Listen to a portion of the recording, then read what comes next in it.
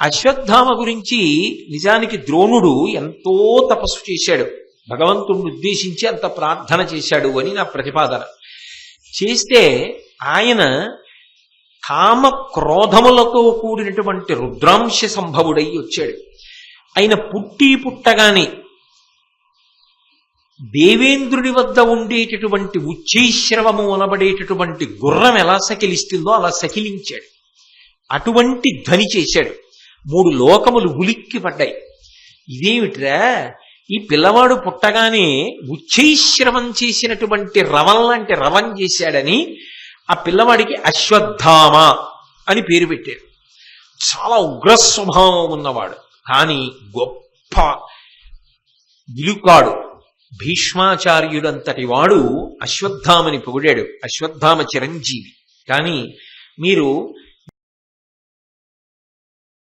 శ్రీరామాయణంలో సీతాపహరణం జరిగిన తరువాత రాముడు బహుశః సీతాపహరణం ఏ కాలంలో జరిగి ఉంటుంది అన్నది లెక్క పెట్టుకుంటుంటే జటాయువు ఒక మాట అంటాడు. సీతమ్మని రావణాసురుడు వింద ముహూర్తంలో అపహరించాడు.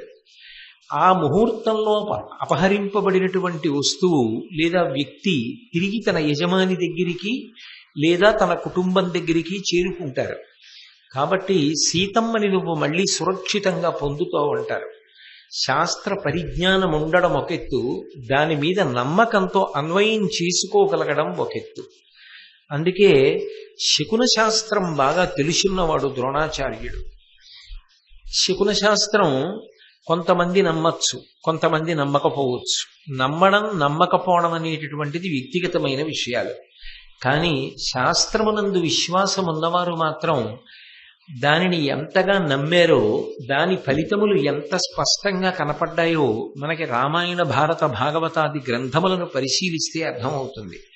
ఎందుచేతనంటే సభాపర్వంలో 2 అనూహ్యమైనటువంటి సంఘటనలు జరిగాయి.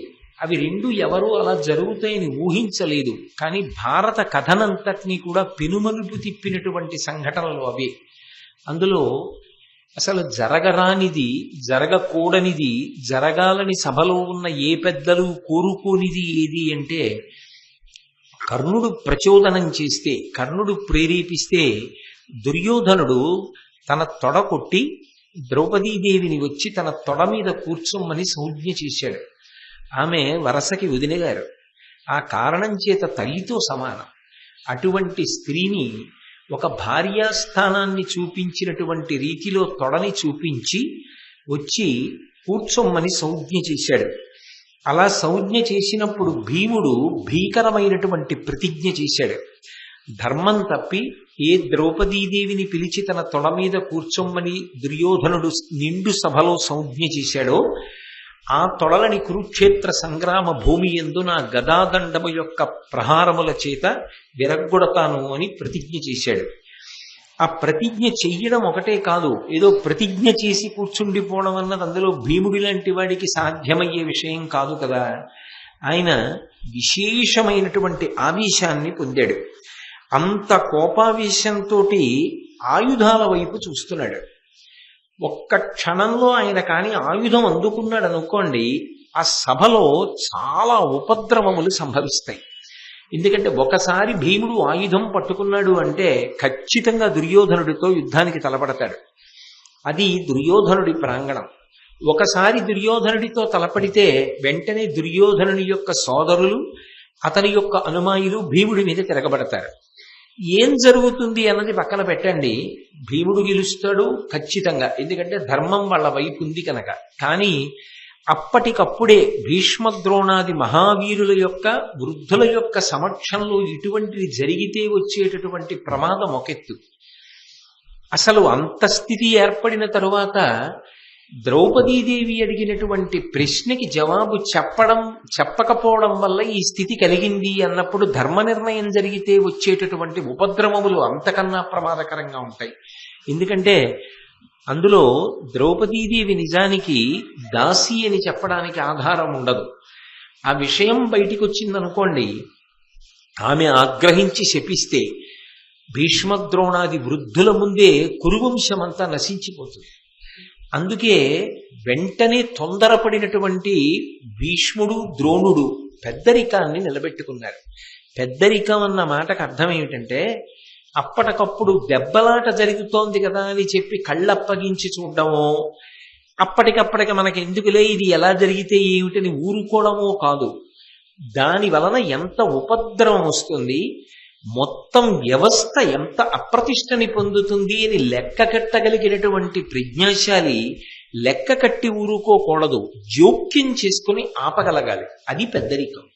అలా ఆపలేకపోయాడనుకోండి, అలా ప్రయత్నం చెయ్యలేకపోయాడనుకోండి, దాని వలన ఉపద్రవం సంభవించిపోయిన తరువాత అన్నీ తెలుసు కానండి నేను అప్పుడు ఏం మాట్లాడలేదు అంటే ప్రమాదమే. అసలు అప్పటికే భీష్ముడు ద్రోణుడు తన్నోడి నన్నోడినా నన్నోడి తన్నోడినా అన్న ప్రశ్నకి జవాబు చెప్పకపోయిన కారణం చేతనే కృష్ణ భగవానుడు వాళ్ళిద్దరిని యుద్ధంలో పడగొట్టించాడు.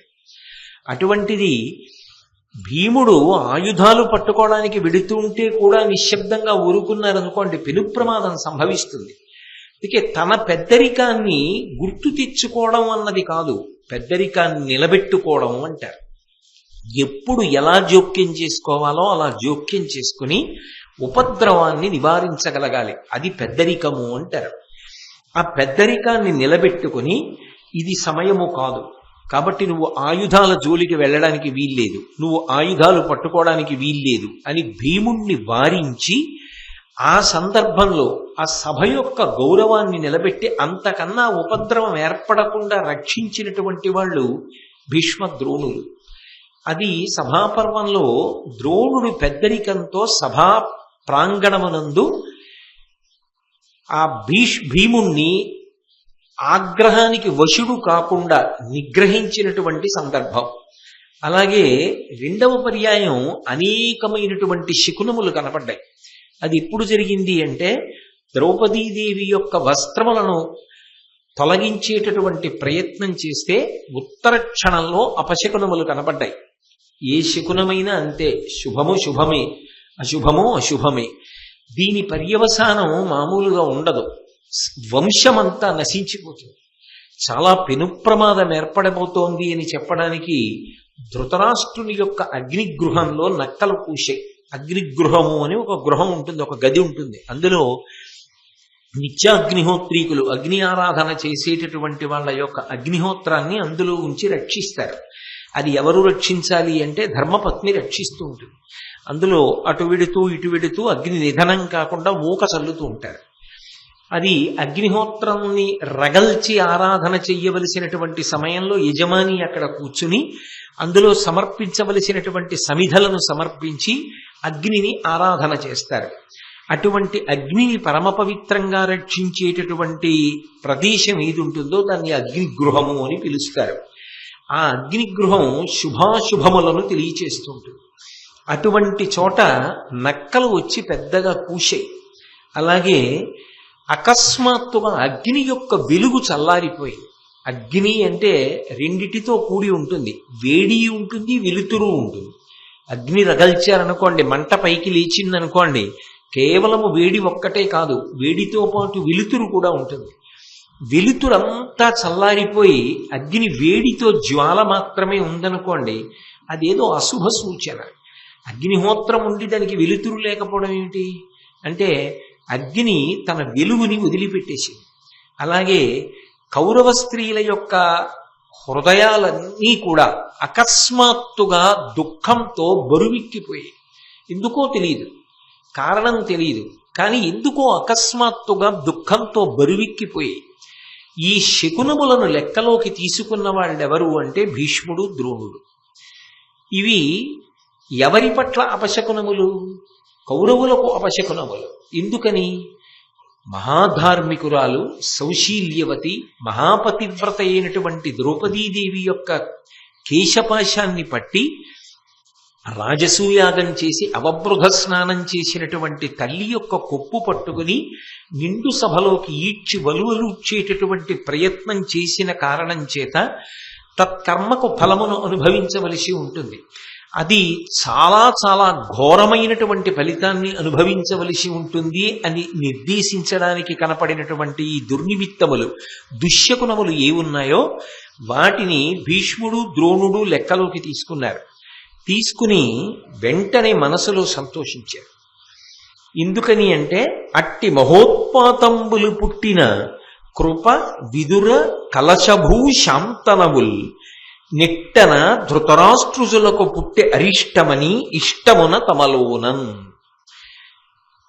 ఆ సభలో ఈ అరిష్టములు దుశ్శకునములను చూసి సంతోషించినటువంటి వాళ్ళు నలుగురు ఉన్నారు. ఆ నలుగురు కూడా ప్రాజ్ఞులు, శాస్త్రము బాగా తెలిసున్న వాళ్ళు.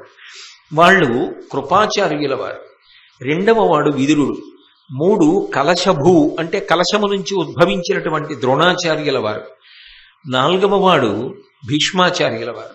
ఈ నలుగురు సంతోషించారు. దేనికి సంతోషించారు అంటే ఎవరు చెయ్యకూడనంత దారుణమైన దోషం చేశారో, ఎవరు పరమ అధర్మం చేశారో వాళ్ళు ఆ అధర్మము చేత కట్టి కుడపబడేటటువంటి రోజులు దగ్గరలో ఉన్నాయి.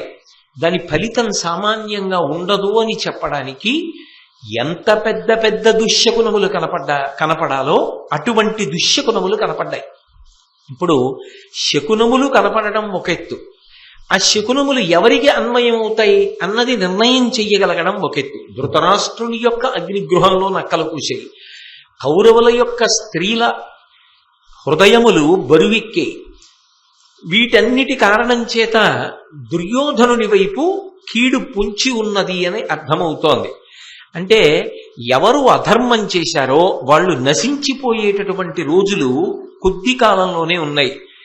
ఎవరు ధర్మాన్ని పట్టుకున్నారో వాళ్ళు బాధపడుతున్నట్లు కనపడినా వాళ్ళకి అభ్యున్నతి కూడా దగ్గరలోనే ఉంది.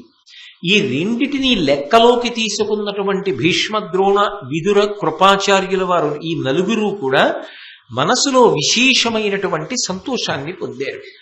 అంటే వాళ్ళు ధర్మమునందు ఎంత పక్షపాతమును కలిగి ఉంటారు అనేటటువంటి దానికి సభాపర్వంలో ఈ రెండూ కూడా గొప్ప సూచనలు. అలాగే సభాపర్వం చిట్ట చివరిలో జూదమునందు ఓడిపోయినటువంటి ధర్మరాజు గారు తన సోదరులతోటి, భార్య అయినటువంటి ద్రౌపదీదేవితోటి కలిసి అరణ్యవాసానికి వెళ్ళిపోతున్నాడు. కుంతీదేవి వెళ్ళలేదు, మీతో నేను మనవి చేశాను. వాళ్ళ 6 వెడుతున్నప్పుడు వాళ్లతో పురోహితుడు ధౌమ్యుడు కూడా వెళ్ళాడు. ఆ వెడుతున్నప్పుడు వాళ్ళు ఏం చేస్తూ వెళ్ళారు అన్న విషయాలు కూడా మీరు విన్నారు. అలా వెడుతున్నప్పుడు ద్రోణాచార్యుల వారు వెళ్ళలేదు. ద్రోణుడు కాని భీష్ముడు కాని వాళ్లతో వెళ్ళలేదు. నిజానికి అప్పుడే కాదు, ధర్మరాజు గారు ఇంద్రప్రస్థాన్ని రాజధానిగా చేసుకుని పరిపాలన చేసినటువంటి కాలంలో కూడా ద్రోణుడు ఆచార్యుడైన, వాళ్ల పట్ల చాలా ప్రేమ కలిగిన వాడైనా, ధర్మము అటువైపే ఉన్నది అని తెలిసిన ధర్మ పక్షపాతి అయిన, తన శిష్యులలో అత్యంత ప్రియుడైనటువంటి అర్జునుడు ఇంద్రప్రస్థంలో ధర్మరాజు గారితో కలిసి ఉన్నాడు. ఇక్కడ ఉండే అవకాశం లేదని తెలిసిన ద్రోణుడు మాత్రం ఇంద్రప్రస్థానికి వెళ్ళిపోలేదు.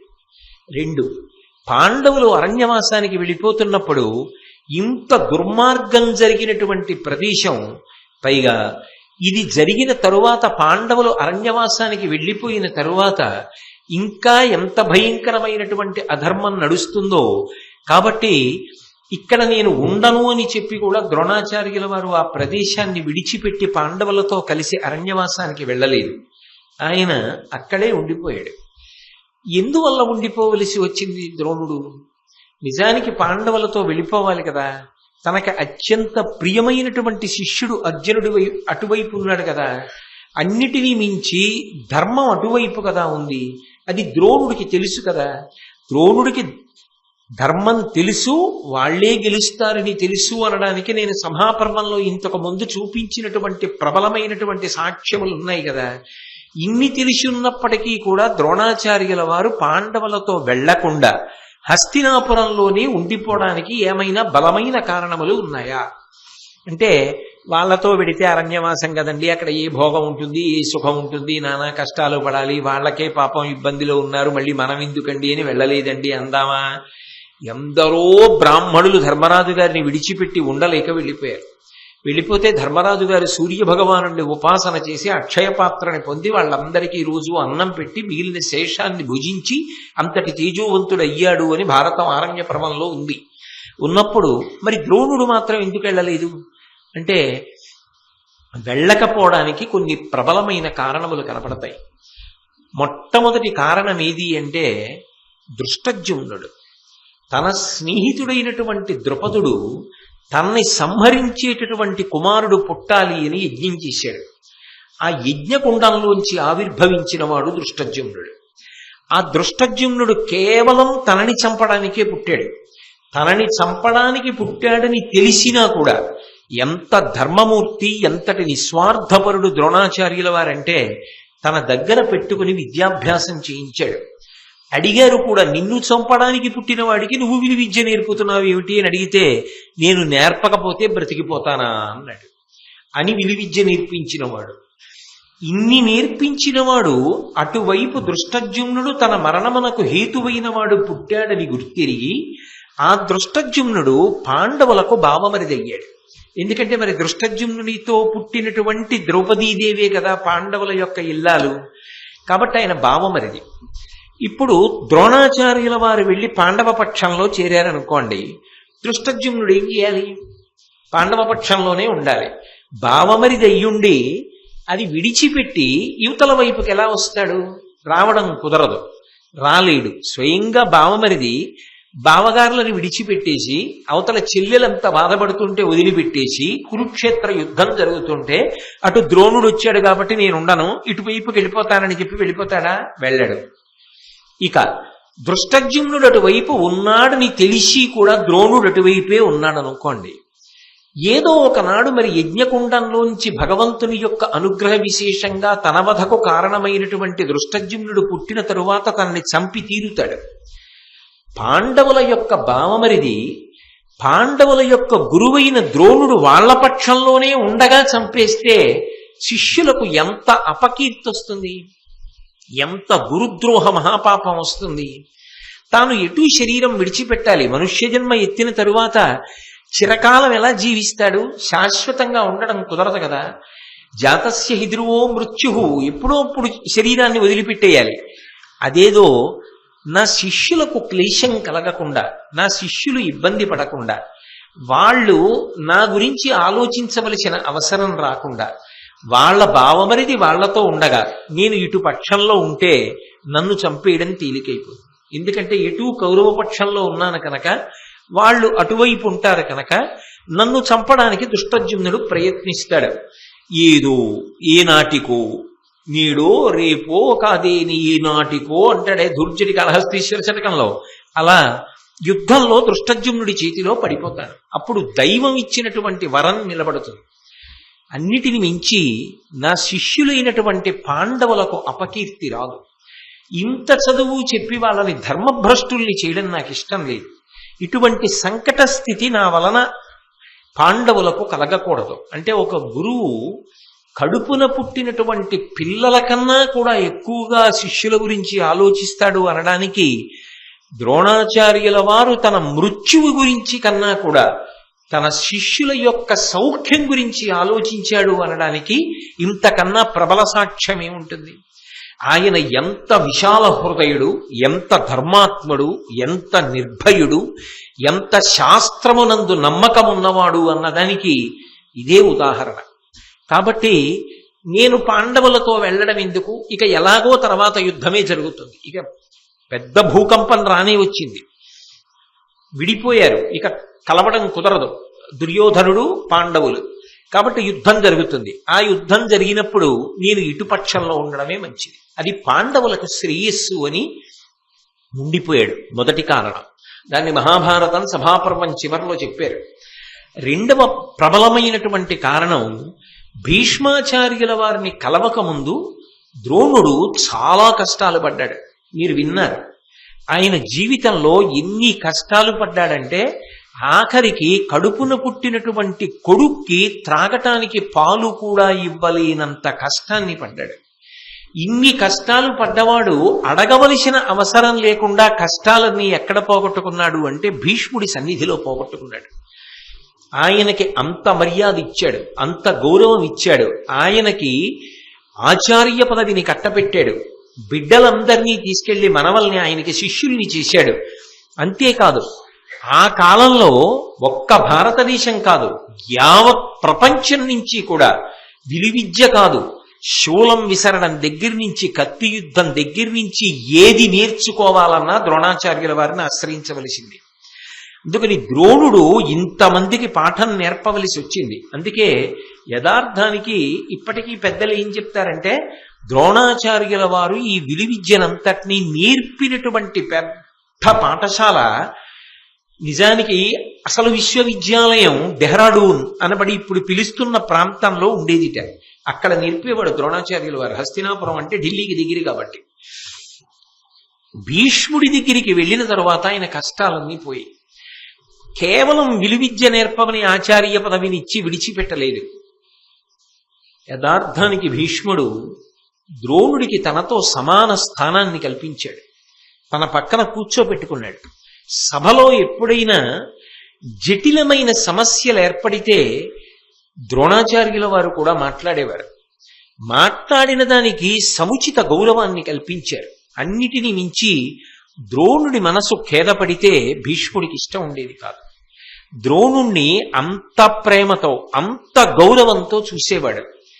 తననికి అంత ప్రేమించి, అంత గౌరవించినటువంటి భీష్మాచార్యుల వారు హస్తినాపురం విడిచిపెట్టి వెళ్ళిపోలేడు. ఎందుకు వెళ్ళిపోలేడు అంటే అది ఇవాల్టి అనుబంధం కాదు. ఎప్పుడో చిత్రాంగదుడు, విచిత్ర వీర్యుడు చిన్న పిల్లలుగా ఉండగా ఆ చిత్రాంగదుడు మరణించి, విచిత్ర వీర్యుడు మరణించి పిల్లలు లేని స్థితిలో ఉంటే, విచిత్ర వీర్య క్షేత్రముల యందు ధృతరాష్ట్రుడు, పాండురాజు పుడితే, తర్వాత పాండురాజు కూడా మరణిస్తే, చిన్న చిన్న పిల్లల్ని, పాండవుల్ని ఆ దుర్యోధనాదులతో కలిపి పెంచి పెద్ద చేసి సుశిక్షితుల్ని చేసి రాజ్యాన్ని తన రెక్కల కింద పెట్టి కాపాడినటువంటి మహానుభావుడు భీష్ముడు. అటువంటి భీష్ముడు ఆ అనుబంధాన్ని తెంచుకుని ఎలా వెళ్ళిపోతాడు? ధర్మంలో ఉన్నవాళ్ళు ఎటూ నెగ్గుతారు, కానీ తాను తెంచుకుని వెళ్ళిపోలేడు. వెళ్ళిపోతే మరింత తెగబడతాడు దుర్యోధనుడు. అందుకని భీష్ముడు అక్కడ ఉండడం ఆయన ఉనికి అవసరం. అందుకని భీష్ముడు హస్తినాపురంలో ఉండిపోతాడు. భీష్ముడు ఉండగా ద్రోణుడు భీష్ముడిని వదిలి వెళ్ళిపోలేడు. ఎందుకని అంటే భీష్ముడితో ద్రోణుడికి ఉన్న అనుబంధం అటువంటిది. అందుకే ఎక్కడ భీష్ముడు ఉంటాడో అక్కడ ద్రోణుడు ఉంటాడు. వాళ్ళిద్దరూ మర్యాదా పురస్సరంగా అంత గొప్ప అనుబంధాన్ని పొందారు. అదొక ప్రబల కారణం. ద్రోణుడు హస్తినాపురాన్ని విడిచిపెట్టి పాండవులతో వెళ్ళలేదు. మూడవ ప్రబలమైనటువంటి కారణం ఇంకొకటి ఉంది. తన బావమరిది కృపాచార్యుడు హస్తినాపురంలో ఉన్నాడు. ఎందుచేత అంటే లోకంలో ఒక సామెత ఉంది, బావమరిది బ్రతక కోరుతాడు అని. అందుకే బావగారికి ఎప్పుడైనా ఏదైనా పెద్ద కష్టం వస్తే, బావగారు మనశ్శాంతి పొందండి, ఇంకా సంతోషంగా జీవితం గడపండి అని చెప్పడం కోసం అంచు ఉన్నటువంటి బట్ట తెచ్చి మహదాశీర్వచనంలో మొదట పెట్టే అధికారం ఎవరికి ఉంటుంది అంటే బావమరిదికి ఉంటుంది. ఆ బావమరిదికి బావగారంటే అభిప్రాయ భేదం ఉన్నా లేకపోయినా ఉండకూడదు. భగవంతుడి దయ వల్ల ఎక్కడైనా బావలు బావమరుదులు చక్కగా సంతోషంగా కలిసి ఉండాలి. ఏనాటికి ఏ కుటుంబంలో అటువంటి భేదములు కలగకుండుగాక. ఒకవేళ ఏ కారణం చేతనా కించిత్ అభిప్రాయ భేదం ఉన్నా కూడా తన చెల్లెలి పసుపు కుంకాల్ని దృష్టిలో పెట్టుకుని బావగారు దీర్ఘాయుష్మంతుడు కావాలి అని కోరుకునేవాడెవరు అంటే బావమరిది. మరి ఆ పిల్లకి అన్నదమ్ముడు కదా, కలిసి పుట్టి పెరిగిన వాళ్ళు కదా, ఆ కారణం చేత ఆ అక్క చెల్లెలు పసుపు కుంకాలతో ఉండాలని కోరుకుంటాడు ఆమె సోదరుడు. బావమరిది పట్ల ఆ కారణం చేత బావగారికి ఎప్పుడూ ఒక సుహృద్వాతావరణం ఉంటుంది, ప్రేమతో కూడుకున్న అనుబంధం ఉంటుంది. అందున కృపాచార్యుల వారు కూడా సామాన్యుడేం కాదు. ద్రోణాచార్యుల వారికి ముందు పాండవులకు గురువు. పాండవులకు ద్రోణుడు రాకముందు కౌరవులకు విద్య నేర్పిన వాడెవరు అంటే కృపాచార్యుడు నేర్పాడు. పైగా ఆయన ఏకాదశ రుద్రాంశలో వచ్చినటువంటి వాడు, మృత్యువు లేదు. అందుకే మీరు జాగ్రత్తగా గమనిస్తే కురుపాండవ సంగ్రామం జరిగిన తరువాత 3-4 చొప్పున మిగిలిపోయారంతే, కౌరవుల వైపు పాండవుల వైపు. అలా మిగిలిపోయిన వాళ్లలో, కౌరవుల వైపు మిగిలిపోయిన వాళ్లలో ఒకడు కృతవర్మ, కృపాచార్యుడు, అశ్వత్థామ ముగ్గురు. అందులో ఈ కృపాచార్యుడు మృత్యువు లేనివాడు, ఏకాదశ రుద్రాంశలో వచ్చినటువంటి వాడు, శరద్వంతుడు అనబడేటటువంటి ఒక గొప్ప ముని యొక్క కుమారుడు. ఆయన ఒక కొడుకుని ఒక కూతురిని పొందాడు. వాళ్ళు కూడా కారణజన్ములు. వాళ్ళు కూతురు పేరు కృపి, కొడుకు పేరు కృపాచార్యుడు. రెండు కృపా సంబంధమైనటువంటి పేర్లు. ఎవరి కృప, ఎందుకు ఆ పేరు వచ్చింది వాళ్ళిద్దరికీ అంటే దాని వెనకాతల ఒక మర్మం ఉంది. ఒకానొకప్పుడు శంతన మహారాజు గారు వీళ్ళిద్దరూ పొదలో దొరికారు. ఆ పిల్లలిద్దరు పొదలో దొరికినటువంటి పసిపిల్లల్ని, అయ్యో ఆడపిల్ల మగపిల్లాడు కవల పిల్లలు ఇలా పొదలో పడున్నారే అని గమనించి వీళ్ళు కారణజన్ములు అని గమనించాడు. ధనుర్బాణములు కూడా అక్కడ కనబడ్డాయి. మీరు ఎప్పుడైనా కృపాచార్యుల వారి గురించి నేను చెప్పినప్పుడు ఇందురు గాని ఆ పిల్లల్ని తీసుకెళ్లి శంతన మహారాజు పెంచాడు. పరమదయతో పెంచాడు. కృపతో శంతన మహారాజు గారు పెంచాడు. కాబట్టి శంతనుని యొక్క కృప ఎప్పటికీ జ్ఞాపకం రావడం కోసం ఆ పిల్లవాడికి కృపాచార్య అని పేరొచ్చింది. పిల్లకి కృపి, ఆచార్య పేరులో వచ్చేది కాదు. ఆచార్య అంటే వేదాంతర్గతమైనటువంటి ధర్మమును బాగా తెలుసుకుని ఎవరు దాన్ని ఆచరిస్తాడో వాడు ఆచార్య. ఆచరించి చూపించిన వాడు కాబట్టి కృపాచార్య. ఆ కృపాచార్యుని చెల్లెలు కృపి. ఆ కృపి ద్రోణుని యొక్క ఇల్లాలు. తన బావమరిది కృపాచార్యుడు. ఆ కృపాచార్యుడు హస్తినాపురంలోనే ఉన్నాడు. కాబట్టి చాలా కాలంగా వాళ్ళ మధ్య అనుబంధం ఉంది. చూస్తూ చూస్తూ చెల్లెల్ని, బావగారిని, భీష్ముణ్ణి ఇంతమందిని వదిలిపెట్టి వెళ్ళలేకపోయాడు. కృపాచార్యుల వారు హస్తినాపురంలో ఉండడం కూడా ఒక సంబంధం. అయితే అలా ఉంటుందా అండి అని మీరు అనుకోకండి. విశ్వామిత్రుడంతటి వాడు తన చెల్లెలి గురించి అంత గొప్పగా చెప్పాడు. రామచంద్రమూర్తి అంతటి వాడు దశరథుడు పుడితే ఏడిచ్చాడు. కుటుంబంలో అనుబంధాలు చాలా గొప్పవి. మనిషి ఎంత గొప్పవాడు కానివ్వండి, తన తండ్రిని జ్ఞాపకం పెట్టుకోవడం, తన తల్లిని జ్ఞాపకం పెట్టుకోవడం, తన అన్నదమ్ముల్ని జ్ఞాపకం పెట్టుకోవడం, తన అక్క చెల్లెళ్ళని జ్ఞాపకం పెట్టుకోవడం, అంత ప్రేమతో వాళ్లతో వ్యవహరించడం మనిషి యొక్క శీల వైభవానికి చక్కని తావినిస్తాయి, సువాసననిస్తాయి. అందుకే ఆ గుణం ఉండాలి. ఆ గుణం లేకపోతే ఆ వ్యక్తుల యొక్క నడవడికి ఏదో దోషం ఉన్నట్టుగా ఉంటుంది. అందుకే ద్రోణుడంతటి వాడు కూడా కుటుంబ అనుబంధాలకి అంత పెద్దపీట వేశాడు, అంత ప్రేమ చూపించాడు. ఇక ఇంకొక అంశం ఏమి అంటే ద్రోణాచార్యుల వారి యొక్క కొడుకు అశ్వత్థామ. ద్రోణుని యొక్క కొడుకు పుట్టడం కూడా మహాభారతంలోనే వర్ణిస్తారు. అశ్వత్థామ గురించి చెప్పినప్పుడు ఇంద్రు గాని, కానీ ఏదో లఘువుగా మాత్రం దాన్ని పరిశీలనం చేస్తాను.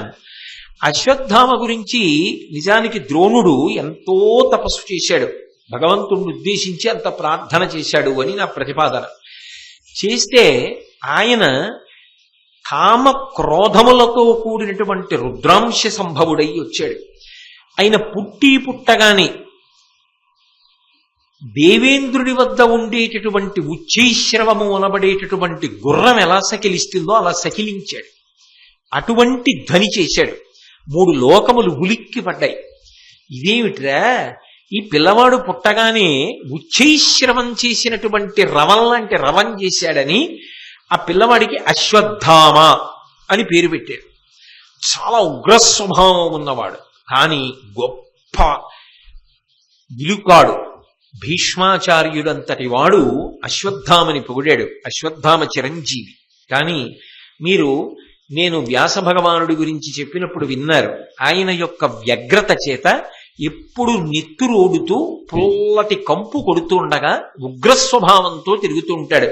ఇప్పటికీ పుట్టినరోజు వస్తే పుట్టినరోజు నాడు తెల్లవారుజామున నల్ల నువ్వులు, ఆవు పాలు, బెల్లం ముక్క 3 కలిపి 3 మాటలు లోపలికి పుచ్చుకుంటారు. పుచ్చుకుని వచ్చే పుట్టినరోజు కూడా చూడాలి. తాను దీర్ఘకాలము జీవించి ఉండాలి అని కోరుకోవాలి, తప్పేం లేదు. జీవితం ఉంటే కదా ధర్మాన్ని ఆచరించడం. జీవితం లేకపోతే ధర్మం ఎలా ఆచరిస్తారు? జ్ఞానం వచ్చాక అది వేరు. శరీరం పడిపోయిందా పడిపోలేదా అన్నది దాని గురించి విచారం లేకుండా ఉండడం.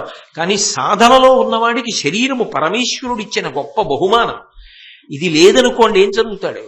ఇది లేకుండా ఏం ధర్మాన్ని అనుష్ఠిస్తాడు? ఇది లేకపోతే ఏ పూజ చేస్తాడు? ఇది లేకపోతే ఏ పుణ్యం చేస్తాడు? ఇది ఉంటే కదా. ఇది జననమరణ చక్రమును దాటడానికి ఈశ్వరుడిచ్చిన గొప్ప తెప్ప. ఇది గొప్ప సాధనం. కాబట్టి ఆ శరీరమునందు పూనికతో రక్షించుకోమనే శాస్త్రం చెప్తుంది. అశ్వత్థామ గొప్ప వేదాంగ నిష్ట కలిగిన వాడు. ఇంత గొప్పవాడు కాబట్టే చిరంజీవులలో ఒకడు. పుట్టినరోజు నాడు 7 చిరంజీవుల పేర్లు చెప్తారు. అందులో అశ్వత్థామ, బలివ్యాసో, హనుమాంశ్చ విభీషణ అని పరశురాముడు, కృపాచార్యుడు కలిపి 7. అందులో అశ్వత్థామ అని ముందు ఆయన పేరు చెప్తారు. అంత గొప్పవాడు. అటువంటి అశ్వత్థామ ఈ ద్రోణాచార్యుల వారి యొక్క కుమారుడు. అనేకమైనటువంటి అస్త్రములు తెలిసినవాడు. భీష్ముడంతటి వాడు అశ్వత్థామని పొగిడాడు. అంత గొప్ప పరాక్రమవంతుడు, తేజశాలి. అటువంటి అశ్వత్థామ కౌరవులతో ఎక్కువగా కూడి ఉండేవాడు. ఎందుచేత అంటే ఆయనకి కూడా అర్జునుడంటే అమర్షం. కారణం ఏమంటే విలువిద్యలో తనకన్నా గొప్పవాడు. తన తండ్రి అయిన ద్రోణాచార్యుడికి తనకన్నా అర్జునుడంటే ప్రీతి. ఆయనకి ఎక్కువ అస్త్రాలు నేర్పాడు. అందుకని అర్జునుడి పట్ల కించిత్ భేదభావంతో ఉన్నాడు అన్నది మీకు భారతం చదివితే కనపడుతుంది. మొన్న నేను మీకు ఒక ఉదాహరణ చూపించా. చీకట్లో అర్జునుడికి అన్నం పెట్టకు అని చెప్పాడు వంటవాడికి. అంటే అర్జునుడు పెరిగిపోతాడేమోనని బెంగ ఒకటి అశ్వత్థామ మనసులో ఉండేది. సహజంగా ఒకరంటే కిట్టనప్పుడు వారి శత్రువులు ఎవరో వారి వైపు మొగ్గుతారు, అంత ఇష్టం ఉన్నా లేకపోయినా. దుర్యోధనాదులంటే అశ్వత్థామకి అంత ప్రీతి ఉన్నదా? పక్కన పెట్టండి. అనేక సంఘటనలు దుర్యోధనుడికి దగ్గర చేసేసాయి అశ్వత్థామని. తన తండ్రిని దుష్టజుమ్నుడు చంపాడు, అదో పగ. అలా ద్రోణుడు మరణించడానికి పాండవులు కారణం, అదో పగ. అందుకుని దుర్యోధనుడి వైపుకి జరిగిపోయాడు. అసలు అదొక ఉగ్ర స్వభావం అశ్వత్థామది. చాలా భయంకరమైనటువంటి స్వభావం. అంత దారుణంగా ప్రవర్తిస్తూ ఉంటాడు.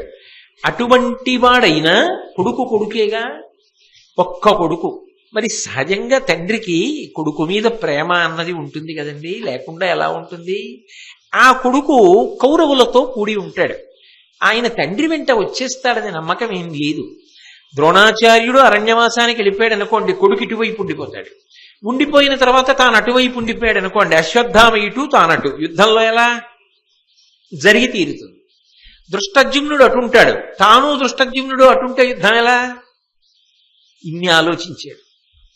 కాబట్టి విధి నిర్ణయం. ఎప్పుడో అప్పుడు శరీరం పడిపోవాలిగా. దృష్టజ్యుమ్నుడి చేతిలో పడిపోవడానికి వీలుగా నేను పాండవులకు వ్యతిరేక శిబిరంలో నిలబడితే, మనసు నిండా వారి మీద నాకు ప్రేమ ఉన్నా వ్యతిరేక శిబిరంలో నిలబడితే నేను పడిపోవడం తేలికవుతుంది. ఒకనాడు ధర్మం కోసం పడిపోయాను అన్న తృప్తితో పడిపోతాను. నా శిష్యులకు ఏ విధమైనటువంటి అపకీర్తి తెచ్చినవాడను కాను. మంచివాడో చెడ్డవాడో కొడుకు దగ్గరే ఉన్నవాడిని అవుతాను. కృపాచార్యుడితో భావమరదితో కలిసి ఉంటాను. నన్ను ఇంత గౌరవించి ప్రేమతో చూసిన భీష్ముణ్ణి విడిచిపెట్టకుండా ఆయనతో కలిసి ఉంటాను. కాబట్టి ఎక్కడ ఉన్నా నా శిష్యులు వృద్ధిలోకి వచ్చుగాక, నా సంకల్పం నా శిష్యుల్ని కాపాడుతుంది అని భావన చేసి ఆయన పాండవులతో అరణ్యవాసానికి వెళ్లకుండా ఉండిపోయాడు. యథార్థం కూడా గురువుగారు ఎక్కడ ఉండనివ్వండి, మనస్ఫూర్తిగా గురువుగారు పరమ ప్రేమతో తలుచుకుని నా శిష్యుడు రక్షింపబడాలి అని కోరుకున్నాడు అనుకోండి, అంగరక్షయి కాపాడుతుంది. అలా ఎందరో పెద్దలు తమ శిష్యుల్ని కాపాడుకున్నటువంటి సందర్భాలు లోకంలో ఉన్నాయి. కొన్ని వింటుంటే ఆశ్చర్యచకితులం అయిపోతాం. అంత పరమ సత్యములుంటాయి. నేను అభూత కల్పనలు మాట్లాడినా, ఒక్క అక్షరం నేను చెప్తున్న దాంట్లో అబద్ధం లేదు. చంద్రశేఖర భారతీ స్వామి వారని మహానుభావులు, జీవన్ముక్తులు, శృంగగిరి పీఠానికి పీఠాధిపత్యంలో ఉండేవారు. వారు ఒకప్పుడు గురునివాసలో చంద్రమౌళీశ్వర లింగానికి అభిషేకం చేయడానికి వచ్చారు. సాయంకాలం వేళ వస్తారు, ప్రదోష వేళలో జరుగుతుంది గురునివాసలో. ఇదిగో ఈ పాటి వేళే మొదలవుతుంది. చంద్రశేఖర భారతీ స్వామి వారు వెడుతున్నారు ఆ అభిషేకానికి. ఎక్కడి నుంచో పల్లెటూరు నుంచి ఒక 6-7 ఆడవాళ్ళు వచ్చారు. ఆ స్త్రీ సమూహం మొట్టమొదట లోపల ప్రవేశించేటటువంటి ప్రధాన ద్వారం ఉంటుంది. ఎందుకంటే ఇది తుంగానదికి అవతల వైపు గురునివాస్ ఉంటుంది. తుంగానదికి శృంగేరి దేవాలయానికి మధ్యలో ఒక వంతెన ఉంటుంది తుంగానది మీద. ఆ వంతెన మీద దాటి విడితే గురునివాస్ దగ్గరికి వెడతాం. వాళ్ళు శారదాదేవి దేవాలయం అవతల వైపు ఉన్నటువంటి నివాస భవనం దగ్గర ఉన్నారు. ఈ వచ్చిన వాళ్ళందరూ ఎందుకు వచ్చారంటే సాయంకాలం స్వామివారు చేసే అభిషేకం చూడాలి. అభిషేకం సమయం అవుతోంది, వీళ్ళందరూ బయలుదేరుతున్నారు. ఆ వచ్చినటువంటి వాళ్ళల్లో ఒక ఇల్లాలకి చంటి పిల్లాడు ఉన్నాడు. ఆ పిల్లవాడు అకస్మాత్తుగా ఎందుకో ఏడ్చి ఏడ్చి ఏడ్చి నల్లగా అయిపోయి గుడ్లు తేలహించాడు. వాడి కనుగుడ్లు తిరుగుడు పడిపోయి వాడు ఏడు పాపేసి కొయ్యబారిపోయాడు. ఆవిడ అరుస్తోంది, నా పిల్లాడికి బాగులేదు, ఆగండి ఆగండి అని. వాళ్ళు అభిషేకానికి వేళ అయిపోతోంది, పర్వాలేదు లేని వెళ్ళిపోయారు. అలా కూడా ఉంటారులా ఉంది గొప్ప స్నేహం. వాళ్ళు వెళ్ళిపోయారు. పాపం ఈవిడ ఒక్కతే ఉండిపోయారు. సహజంగా అందులో చంద్రశేఖర భారతీ స్వామి వారి కాలం అంటే వారి దర్శనమే అంత గొప్పగా చెప్పుకునేవారు. త్రికాల వీధి, ఇక్కడ కూర్చుని నేపాల్లో ఏం జరుగుతుందో చెప్పేవారు ఆయన. అంతటి మహాపురుషుడు. కాబట్టి వెళ్ళిపోయారు, వాళ్ళు వెళ్ళిపోయారు, ఎవ్వరు లేరు. ఈమె పిల్లవాడు మృత శిశువు అయిపోతున్నాడు. అయిపోయింది, ఆ పిల్లాడు ప్రాణం వదిలిపెట్టించాడు. ఆమెకి ఏం చేయాలో అర్థం కాక ఏడుస్తూ గుండెలు బాదుకుంటూ చూసింది పరమ నిశ్శబ్దం. ఎదురుగుండా చంద్రశేఖర భారతీ స్వామి వారి మూర్తి ఉంది. ఇప్పటికీ మా ఇంట్లో చంద్రశేఖర భారతీ స్వామి వారికి సంబంధించిన కొన్ని చిత్రములు ఉంటాయి. ఒక్కొక్కసారి నాకే వారిని చూస్తే ఉలుకుపాటు కలుగుతుంది. వారు నిలబడి ఇలా పక్కకి చూస్తున్నారా అన్నట్టుగా అనిపిస్తుంది కొన్ని చిత్రముల వంక చూస్తుంటే. అంతటి మహాతేజోమూర్తి. ఏకకాలంలో చంద్రశేఖర శబ్దంతో ఇద్దరు మహాపురుషులు దక్షిణ భారతదేశంలో ఉన్నారు. ఇటు కంచికి చంద్రశేఖరేంద్ర సరస్వతి, అటు శృంగేరికి చంద్రశేఖర భారతి. ఇద్దరూ మహాప్రేమాస్పదులు, ఒకరినొకరు అంత గౌరవించుకునేవారు. అదొక సువర్ణాధ్యాయం, అదొక స్వర్ణమయమైనటువంటి కాలం. అటువంటి కాలంలో ఈవిడ ఆయన వంక చూసింది. ఆయన పెద్ద చిత్తరు ఉంది అక్కడ. ఆమె ఫోటో అనుకోలేదు, ఆమెకి స్వామివారే కనపడ్డట్టు అయింది. స్వామి నా పిల్లాన్ని రక్షించండి అని గట్టిగా ఏడిచింది ఆయన వంక చూసి. ఈ పిల్లవాడు కదిలినట్టు అనిపించింది. కిందకి చూసింది, మెల్లిగా కనుగుడ్లు తిరుగుడు పడి మామూలుగా అయ్యాయి. ఆ పిల్లవాడు చిన్న నవ్వు నవ్వి అమ్మా అని లేచాడు. ఆ పిల్లాన్ని ఎత్తుకుని ఆవిడ పరుగు పరుగు పరుగు పరుగున తుంగానది దాటింది. ఇప్పటికీ మీకు తుంగానది దాటి గురునివాసు పెడుతుంటే చెట్ల కింద పెద్ద పెద్ద ఫలకాలుంటాయి, ఇచ్చట పెద్ద పెద్ద పావులుంటాయి జాగ్రత్త అని. నేనే ఓసారి గురునివాస్ నుంచి కాలభైరవ స్వామి దేవాలయం పెడుతుంటే నేను మా అబ్బాయి కలిసి ఓ చెట్టు మీద ఏకంగా ఓ 20 అడుగులు ఉంటుందేమో అంత పెద్ద చెట్టు తిరుగుడు పాము చెట్టుని చుట్టేసిందేమో అంత పెద్ద పాము పడుకునుంది. అంత స్వేచ్ఛగా తిరుగుతాయి పాములు, ఏం చేయరు అవి, ఎవరిని ఏం చేయవు. పాములుంటాయి జాగ్రత్త అని అనేక ఫలకాలు ఉంటాయి. ఆమె ఆ చీకట్లో గురునివాస్కి పరిగెడుతోంది ఆ అభిషేకం జరిగే దగ్గరికి. ఈ పిల్లాడిని ఎత్తుకు పరిగెత్తింది. అభిషేకం పూర్తయిపోయింది. స్వామివారు మెట్లు పైకి ఎక్కి ఆయన ఉండేటటువంటి నివాసంలోకి వెళ్ళిపోతారు. ఆయన వెళ్ళిపోతున్నారు, అందరినీ పలకరించేశారు, వెళ్ళిపోతున్నారు. ఈమె గబగబా పరిగెత్తుకొచ్చింది, స్వామి స్వామి స్వామి అంటూ పరిగెత్తుకొచ్చింది. ఆయన వెళ్ళిపోతున్నవారు ఆగి ఇలా చూశారు. నీ పిల్లాడు క్షేమం కదా, ఇంకెప్పుడు మీ ఆయన వద్దన్న పని చెయ్యకు, శుభం భూయాత్ అని లోపలికి వెళ్ళిపోయాడు. ఆమె తెల్లబోయింది. ఆ తోటి ఉన్న స్త్రీలందరూ వచ్చి మీ ఆయన వద్దన్న పని ఎప్పుడు చెయ్యకన్నారు స్వామి, ఏం చేశావని అడిగారు. నేను ఇవాళ మా ఆయనకి చెప్పాను, మధ్యాహ్నం శృంగేరి వెళ్తాను అభిషేకం చూస్తానని. మా ఆయన అన్నారు, పసిపిల్లాడు ఒక్కదానివి ఎలా తీసుకెడతావు, గబుక్కుని ఏదైనా అవసరం రావచ్చు, నేను కూడా వస్తాను, ఇప్పుడు ఇద్దరం కలిసి వెడదాం, ఆగు, ఒక్కదానివి వద్దు, నా మాట వినన్నారు. నేను మా ఆయన మాట వినకుండా మీతో వచ్చా, మీరు అభిషేకానికి వెళ్ళిపోయారు. మహానుభావుడు ఆయన వంక చూసి వేడుకున్నాను, ఆయన ఆదుకుని మళ్ళీ పునర్జన్మనిచ్చి నా బిడ్డని కాపాడారు. అందుకే వెళ్ళిపోతూ మీ ఆయన వద్దన్న పని చెయ్యకమ్మా అని వెళ్ళిపోయారు అని చెప్పింది. ఎలా తెలిసాయి అవన్నీ? గురువే, నమ్మిన వాడికి నమ్మనంత. నమ్మనివాడు దాని మీద నేను శల్యశోధన చేస్తానంటే ఎవడు మాత్రం ఏం చేయగలడు? నమ్మకం ఉన్నవాడి శాస్త్రం నమ్మకం ఉన్నవాడి. నమ్మకం ఉన్నవాడిని నమ్మకం లేనివాడు ప్రశ్నించే ప్రయత్నం చేయకూడదు. ఎందుకంటే అవి కొత్తని విషయాలు. నమ్మలేదు, ఏమీ అభ్యంతరం లేదు. ఎందుకో తెలుసా? నమ్మకపోవడంలో ఒక నిజాయితీ ఉంటుంది. నమ్మని వాళ్ళని కూడా నేను పరమ గౌరవం చూపిస్తా, ఎందుకంటే ఆ నిజాయితీ. అదేమిటండి మీరు అలా అన్నారంటారేమో. కొంతమంది భగవంతుణ్ణి నమ్మరు, భగవంతుడు లేడు అంటారు. భగవంతుడు లేడు అన్న వాళ్ళని, నాస్తికుల్ని నేను చాలా చాలా గౌరవం ఇస్తా. ఎందుకు అంటారేమో, మీరు ఆశ్చర్యపోతారేమో నేను ఈ మాట అన్నప్పుడు. వాళ్ళు ఒక సిద్ధాంతాన్ని నమ్మారు. నేను భగవంతుడు ఉన్నాడు అని చెప్తున్నారు, వాళ్ళు భగవంతుడు లేడు అని నమ్మారు. వాళ్ళు భగవంతుడు లేడు అని నమ్మి భగవంతుడు లేడని నమ్మి జీవనం చేస్తున్నారు. వాళ్ళ జీవితంలో నిజాయితీ ఉంది. లేడన్న వాళ్ళు లేడన్నట్లే బ్రతుకుతున్నారు. కానీ ఉన్నాడు ఉన్నాడని చెప్తున్న నేను ఉన్నాడని వేదిక మీద చెప్పి లేడన్నట్టుగా వెనక్కి బతికితే నాదా తప్పు, వాళ్ళదా గొప్ప? ఎవరు గొప్ప? నిజాయితీలో నాకన్నా వాళ్లే గొప్ప కాదా? వాళ్లే గొప్ప. ఉన్నాడు ఉన్నాడని చెప్పిన వాణ్ణి ఉన్నాడన్నట్లు బ్రతకగలిగితేనే నా నిజాయితీ. లేడు లేడన్నవాడు లేడన్నట్లే బ్రతుకుతున్నాడు, వాళ్ళది నిజాయితీ. ఎందుకు తప్పు పట్టాలి వాళ్ళని? ఆ విషయంలో నేను వాళ్ళని తప్పు పట్టను సరికదా, వాళ్ళ నిజాయితీని ఆ విషయంలో శ్లాఘిస్తాను. ఇక ఉన్నాడన్నవాడికి కూడా అంత నిజాయితీ ఉండాలి. వాడు ఉన్నాడన్న నమ్మకంతోనే బ్రతకాలి. కానీ అందులో వాళ్ళు ఇందులో జోక్యం చేసుకుని పాడు చేసుకోక్కర్లా, ఇందులో వాళ్ళు అందులో జోక్యం చేసుకుని పాడు చేసుకోక్కర్లా. ఉభయలు ఒకరినొకరు గౌరవించుకోవచ్చు కదా. ఎందుకు అసలు ఏ విషయంలోనైనా సరే ఎవరిని ఎవరూ అవమానించక్కర్లా, చక్కగా కలిసి జీవనం చేయొచ్చు, అందులో ఏమి అభ్యంతరం ఉండదు. కాబట్టి ఒకప్పుడు చంద్రశేఖర భారతీ స్వామి వారు మహానుభావుడు ఎక్కడో ఉండిపోయి ఆర్తి చెందినటువంటి ఒక స్త్రీ వేదనని గుర్తుపట్టవా? ద్రోణాచార్యుల వారు అన్ని చదువుకున్నవాడు, అన్ని తెలుసున్నవాడు, అంత అనుష్ఠాన బలం ఉన్నవాడు, జరగబోయే విషయాన్ని లెక్క కట్టలేనివాడా, అంత అమాయకుడా? కానీ తన శరీరాన్ని ఎలా వదిలిపెట్టాలి అన్న విషయం దగ్గరికి వచ్చేటప్పటికి పరమధర్మానికి కట్టుబడి అలా వెళ్ళిపోతే ఎవరికీ గొడవ ఉండదు. ఎవరికీ గొడవ ఉండదన్న మాటకు అర్థం ఏమిటంటే ఏదో తనకి చాకిరీ చెయ్యాలనో, తనని సుఖపెట్టాలనో, డబ్బివ్వాలనో, వృద్ధాప్యంలో చెయ్యెట్టుకోవాలనో కాదు. 80 సంవత్సరముల పైచిలుకు వయస్సున్నవాడు ఆఖరణ కొద్ది నిమిషాల యుద్ధంలో ఇంచుమించు 27,000 మందిని పడగొట్టాడు. అది ఆయన బలం, అది ఆయన తేజస్సు. ఆయన్ని చూడడం అంటే ఏదో ఇంకొక రకంగా చూడడం కాదు నా భావన.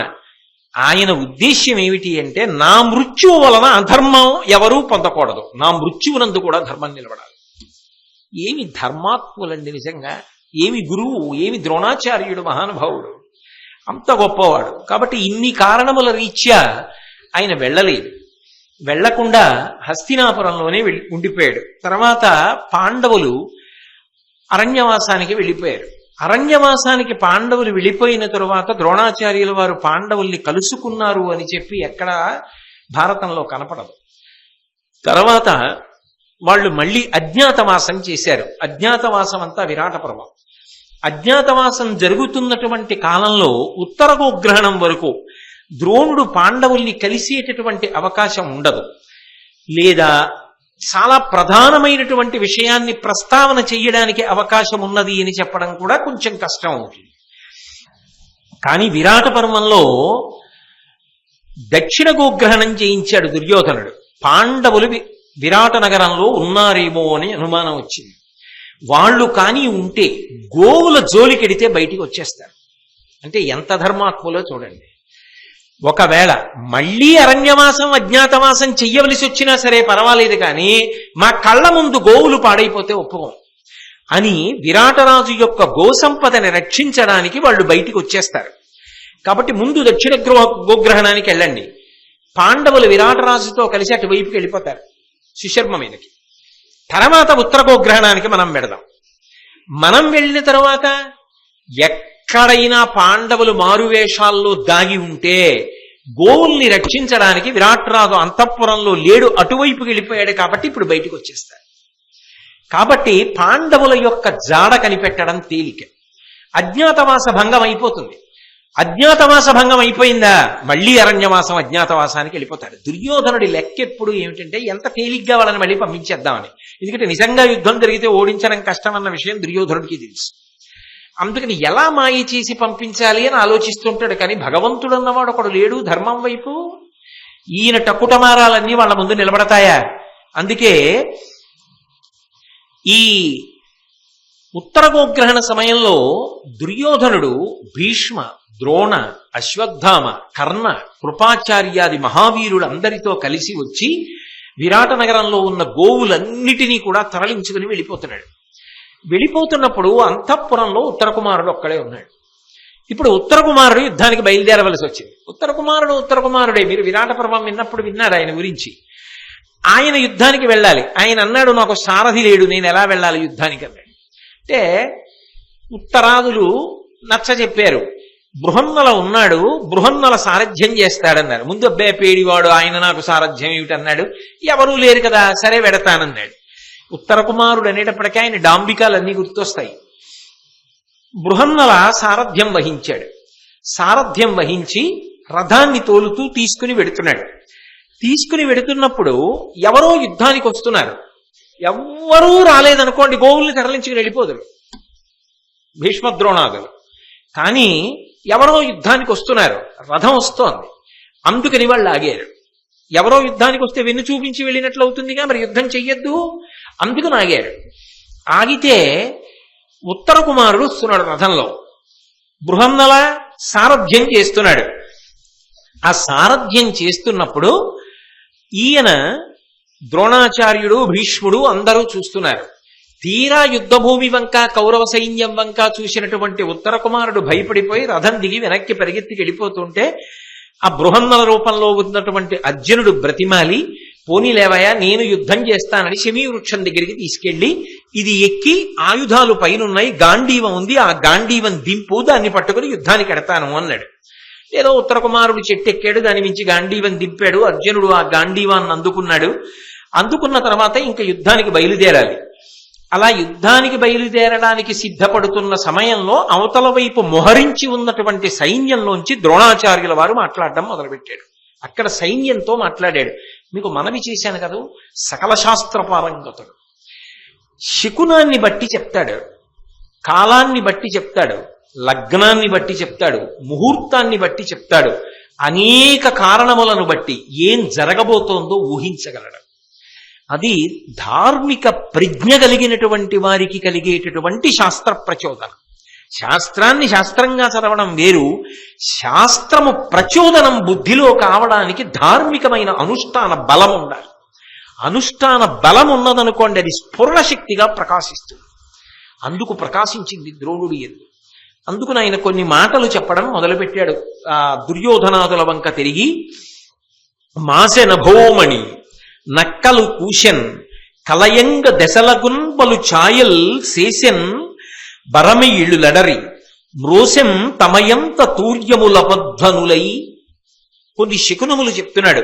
మాసె అభోమణి, సూర్యుడు అకస్మాత్తుగా ప్రకాశించడం మానేశాడు. ఏదో ఎక్కడి నుంచో కొద్దిగా చీకటి కమ్మినట్టు కమ్ముతోంది. సూర్యప్రకాశం అర్ధంతరంగా ఆగింది, ఆగి ఉపసంహారమైంది. ఇది ఒక అపశకునం. నక్కలు కూశెన్, ఇంత సైన్యం ఇక్కడ నిలబడి ఉండగా నక్కలు కూస్తున్నాయి. కలయంగ దశలగున్ పలు ఛాయల్ శేషెన్ బరమిగిళ్ళు లడరి, ఎక్కడ నుంచో అకస్మాత్తుగా పెనుమబ్బులు వచ్చాయి.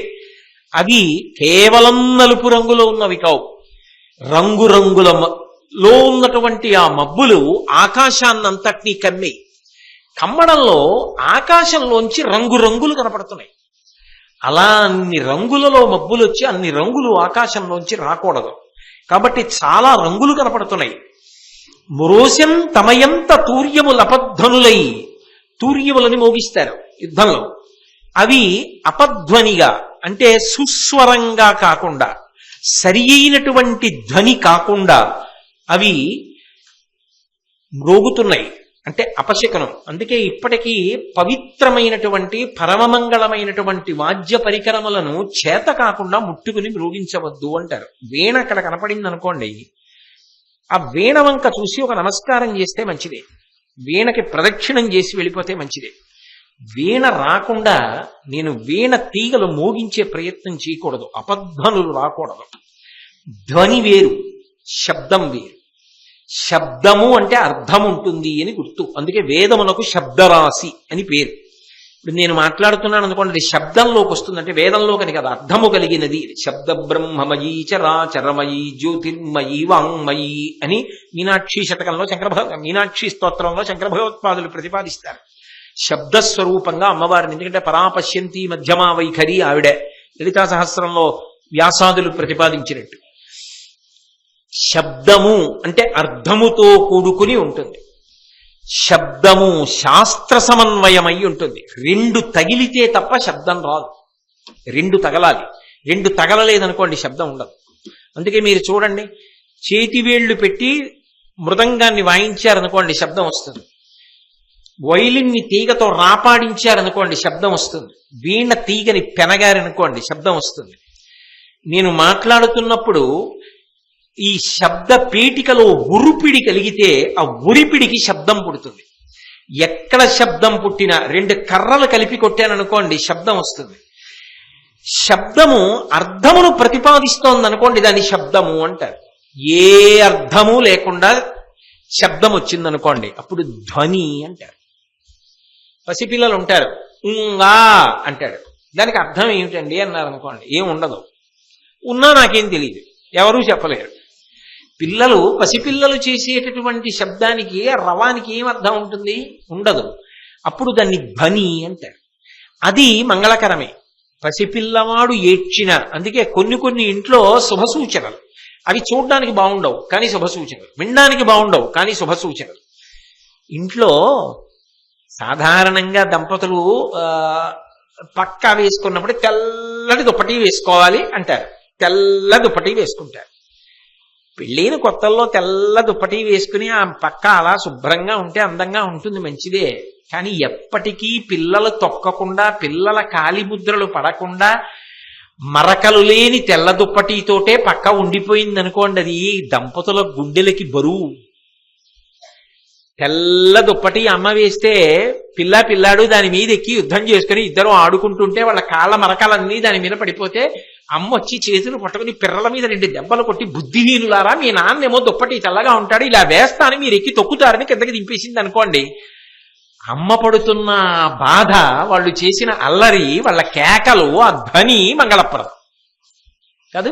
అప్పుడు ఆ ఇల్లు నిండింది, ఆ ఇల్లు సంతోషంగా ఉంది. అది లేకపోతే అందం లేదు. పసిపిల్ల ఉయ్యాలలో క్యారమని ఏడుస్తోంది అనుకోండి, ఆ ఇల్లు పండింది.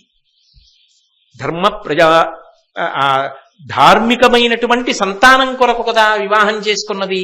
ఆ సంతానం కలిగి ఊయలలో పాప ఏడుస్తోంది అనుకోండి, ఆ పాపని మార్చి తల్లి తండ్రి ఎత్తుకుంటున్నారు అనుకోండి, అది మంగళప్రదం, భగవదనుగ్రహం కలిగింది అని గుర్తు. అలా ఇంట పసిపాప ఏడుపు వినపడక ఎంతమంది కళ్ళంబట నీళ్లు ఎత్తుకుంటున్నారో. అది ఈశ్వరుడిచ్చిన గొప్ప వరం. కోట్లు పెడితే రమ్మంటే వస్తుందా? అది భగవంతుడిచ్చిన మహాద్భుతమైన కానుక. అవి ధ్వనులు, శబ్దములు, అర్థప్రతిపాదకములు. ఇక్కడ ద్రోణుడు అంటున్నాడు, ఆ తూర్యములు గాలి ఊది మ్రోగించాలి, అప్పుడు సుస్వరంగం అవుతాయి. అవి తమంత తాము మోగేస్తున్నాయి, అపస్వరంగం అవుతున్నాయి. అంటే ఏదో అమంగళము ఉన్నదని గుర్తు, అశుభము జరుగుతోందని గుర్తు.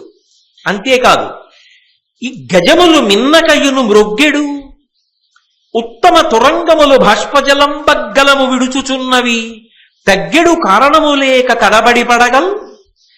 ఈ గజములు, ఈ ఏనుగులున్నాయే, ఇవి నిష్కారణంగా ఇలా వాలిపోతున్నాయి కిందకి.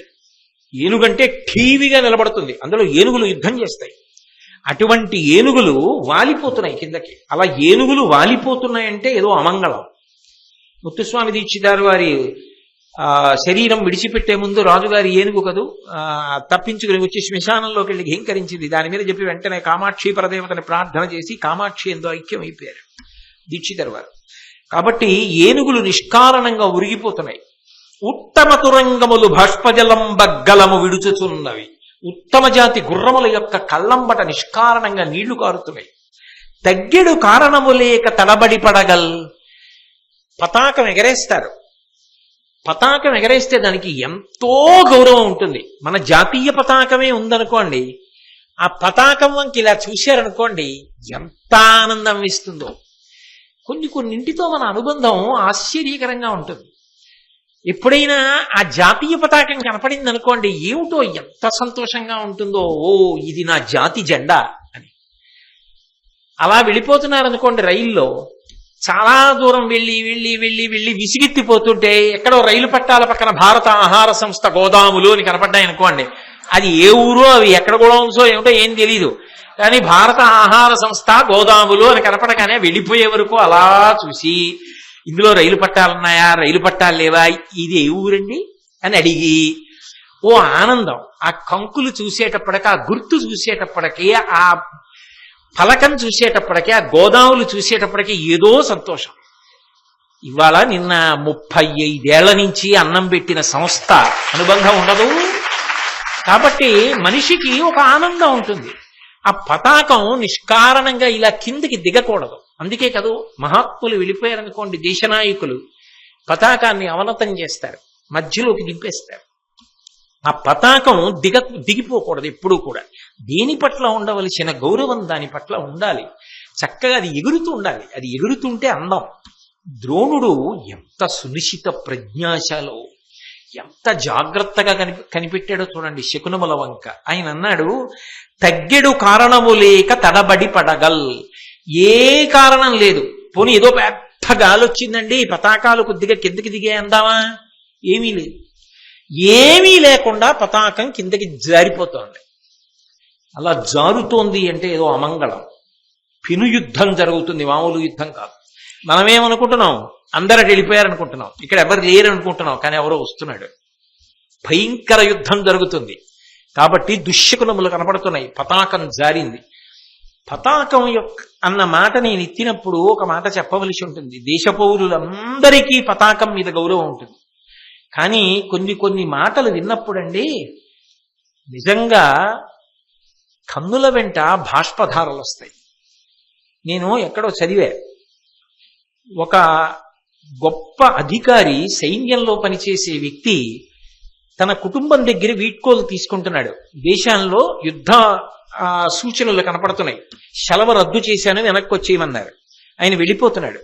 అది నేను ఉద్యోగం చేసినట్టు ఉండదు కదూ. నేను పొద్దున్న వెడితే సాయంకాలం ఇంటికి వస్తా. యుద్ధానికి వెడితే మళ్ళీ వస్తాడని నమ్మకం ఉంటుందా? ఆ భార్యకి వీడ్కోలు పలికి పిల్లల్ని ముద్దు పెట్టుకుని బయలుదేరుతున్నాడు. బయలుదేరుతూ వెనక్కి తిరిగి అన్నాడు, వస్తే దేశ పతాకాన్ని ఎగరేసి వస్తా, కాకుంటే దేశ పతాకంలో చుట్టబడి వస్తా. పతాకం మీద అంత గౌరవం. వాళ్ళ వల్ల కదండి ఇంత క్షేమంగా ఇంత సంతోషంగా అన్నం తింటున్నాం. ఆ హనుమంతప్ప ఆ మధ్యకాలంలో దినపత్రికల్లో ఆయన దేశభక్తి, ఆయన పోరాటం చేసిన తీరు యావత్ భారతదేశం నివాళి ఘటించింది కదా మహానుభావులకి. ఆ సియాచిన్ లాంటి ప్రాంతాలలో నిలబడతారు. వాళ్ళు పడే కష్టంలో మనం పడే కష్టం ఏ పాటి నిజంగా మన ఉద్యోగాలు. వాళ్ళది ఈ కష్టం అంటే. పతాకం అన్న మాట పట్ల అంత గౌరవం ఉంటుంది. ఒకప్పుడు జనరల్ మానిక్ షా పేరు మీరు వినుంటారు. జనరల్ మానిక్ షా ఒకప్పుడు ఒక మాట చెప్పారు, ఈ దేశంలో ఎవడైనా మృత్యువు వలన భయం లేదు నాకు అంటే అబద్ధం చెప్తున్నాడంటారు. నాకు మృత్యువు వలన భయం లేదు అని చెప్పగలిగిన వాళ్ళు ఇద్దరే ఉన్నారు. ఒకడు అబద్ధం చెప్పేవాడు, ఎందుకంటే మృత్యువు వలన భయం లేనివాడు లేడు. రెండు, మృత్యువు వలన భయం లేదు అని నిజం చెప్పేవాడు ఒకడున్నాడు, వాడు గూర్ఖా రెజిమెంట్ని ఉద్దేశించి ప్రసంగిస్తూ చెప్పాడు. ఆయన అంత గొప్పగా యుద్ధం చేస్తారట. గూర్ఖా రెజిమెంట్స్ అంటే అంత గొప్ప యుద్ధం చేస్తారట వాళ్ళు. జనరల్ మానిక్ షా అంతటి వాడు చెప్పిన మాట. ఒక సేనానాయకుడు చెప్పుకున్నాడు, భారత సైన్యానికి సంబంధించిన ఒక అధికారి, భారతదేశపు జాతీయ పతాకం దేశంలో ఎక్కడ ఎగిరినా ఎందుకు ఎగురుతోందో తెలుసా? గాలికి ఎగురుతోందని మీరు అనుకుంటున్నారా? ఈ దేశం కోసం పోరాడి పోరాడి పోరాడి ఊపిరి విడిచిపెడుతున్నటువంటి సైనికుల యొక్క ఆఖరి ఊపిరి చేత ఎగురుతూనే ఉంది. అది పతాకం అంటే. దానికి శాల్యూట్ చేస్తూ చచ్చిపోతారు, దాని కోసం జల్లెడ కొట్టినట్టు తూటాలతో దెబ్బలు తింటారు. పతాకమునకు అంత గౌరవం. మన పిల్లలకి మనం నేర్పాలి జాతీయ పతాకం పట్ల భక్తి, జాతీయ పతాకం కనపడితే పొందవలసినటువంటి ప్రేమ, నీ సంస్థ పట్ల నీకుండవలసిన గౌరవం, నీకుండవలసిన ప్రేమ, నీకుండవలసిన పొంగు, నీదన్న భావన లేనినాడు ఆ జీవితం ఎప్పుడూ నేను నా పెళ్ళం నా పిల్లలే ఎన్నాళ్ళు అలా బ్రతికేస్తావు. రవీంద్రనాథ్ ఠాగూర్ అందుకే గీతాంజలిలో చెప్తాడు, wear the head is with head is held high without fear, and where the world has not been broken up into fragments by narrow domestic walls, to thee my country lift it అని ఎక్కడ దేశము సంకుచితమైన భావనల చేత అడ్డుగోడల చేత చిన్నాభిన్నము కాదో ఆ స్థితికి నా జాతి నెత్తమని ప్రార్థన చేశాడు రవీంద్రనాథ్ ఠాగూర్ గారు. అంటే పతాకం అన్నదానికి అంత గౌరవం. ద్రోణాచార్యుల వారు పతాకముల వంక అలా చూశాడు. ఏమి మహానుభావుడండి. దాన్ని బట్టి శకునం చెప్పాడు. అందుకు నేనన్నది అనుష్ఠాన బలం, అది మనిషిని అలా బుద్ధి ప్రచోదనం చేస్తుంది. కాబట్టి ఆయన ఒక మాట అంటూ, తగ్గెడు కారణము లేక తడబడి పడగల్, అదిగో నిష్కారణంగా పతాకములు కిందకి దిగాయి. అంటే ఏదో అమంగళకరం, పెద్ద యుద్ధం జరుగుతుంది, మనకి ఓటమి సంభవిస్తుందనడానికి ఇది ఒక నిదర్శనం. దగ్ధములైనట్టుల సంయగ్ధైర్యములెడలే మండే ఆయుధ చయముల్ దిగ్ధూమం బెసగే అసందిగ్ధము మన కాజీయగుట దీనికి తగగన్. ఆయన అంటున్నాడు, చూడండి మన అందరి యొక్క ధైర్యం ఏదో ఒక్కసారి దగ్ధం అయిపోయినట్టు, కాలిపోయినట్టుగా పోయింది. ఏమిటో అకస్మాత్తుగా నీరసం వచ్చింది అందరికీ, ఏదో బిగుడు బయలుదేరింది అందరికీ. అందరి ధైర్యం దగ్ధమైంది ఒక్కసారి. నిష్కారణంగా ఆయుధములు మండాయి, కాలే. ఆయుధశాల కాలింది, ఆయుధములు కాలే. ఏదో తగినంత సూర్యుని యొక్క వేడో అగ్గినో కారణమో లేదు, నిష్కారణంగా కాలే. దిగ్ధూమం బెసగే, దిక్కులన్నీ కూడా ధూమంతో పొగలు ఆవరించిపోయి. అసందిగ్ధము మన కాజీయకుట దీనికి తగగన్. తప్పకుండా భయంకరమైన యుద్ధం జరుగుతుంది. ఎవ్వరూ లేరు, ఎవ్వరూ లేరు, ఎవ్వరూ లేరు లోపల విరాట నగరంలోని. మీరు అనుకుంటున్నారు ఎవరో ఉన్నాడు వస్తాడు. ఎప్పుడు చెప్పేశాడు? అర్జునుడు వస్తున్నాడని తెలిసి కాదు, శకునాన్ని బట్టి చెప్తున్నాడు ద్రోణుడు. అది ద్రోణ ప్రజ్ఞ అంటే, అది ఆచార్య స్థాయి అంటే, అది గురువు అంటే. అటువంటి గురువులు పుట్టిన గడ్డ ఈ దేశం. కాబట్టి మొనలొరుపుగా తీర్చికొనుడు తన తన వాహనములాయుధములెల్ల జనంబును ననువు చేసికొనుడు ఓపినయంతయు కాచికొనుడు బెదరక పశులం. ఎంత గొప్పగా మాట్లాడతాడో, ఎంత గొప్ప దిశానిర్దేశం చేస్తాడో. వెంటనే సైన్యాధిపతులందరినీ కూడా సమాయుక్తం చేస్తున్నాడు. మీ అందరూ కూడా నేర్పరితనాన్ని కూడదీసి సైన్యాన్ని సమకూర్చుకోండి, వ్యూహాన్ని రచించుకుని దగ్గరికి తీయండి. మీ ఆయుధములు, మీ వాహనములు అన్నింటినీ కూడా సిద్ధంగా ఉంచుకోండి. ఎవరూ లేరులే అని నిర్లక్ష్యంగా ఉండకండి. ఎందుకంటే ఎవరో వస్తాడు ఈ శకునములను బట్టి. వాడు రావడం మామూలుగా ఉండదు, వాడు మెరుపు కన్నా వేగంగా వస్తాడు. వాడు వస్తున్నప్పుడు మనం కాదు, భూమి అంతా కూడా తలబడిపోతుంది. అంత గొప్పగా వస్తాడు ఎవరో మహావీరుడు. దేన్ని బట్టి చెప్పాడు?